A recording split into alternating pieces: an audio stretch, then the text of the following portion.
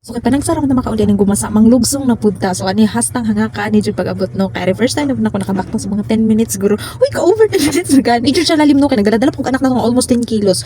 10 kilos bisaya uy. Pag-abot ani sa baybayon no grabe jud ako kalipay. Way kabutangan akong kalipay diri tan-awa ang tingsin ako mo makita ng lagos. So nari pa akong anak nga vlogger. So ako jud yung anak ko say hi Miro. So di ba ana lang gid na siya. So kani nga time no ari kita may damay jud akong anak. Actually dili jud kay happy akong anak diri makita niya sa video kay gi trangkaso ni siya pero kay gusto man niya ning mga balas ari pagbigyan. Para anli balas na jud kaniro wa na kay kailog ani so na pay pinaslow mo akong anak dra. Mura jud correct.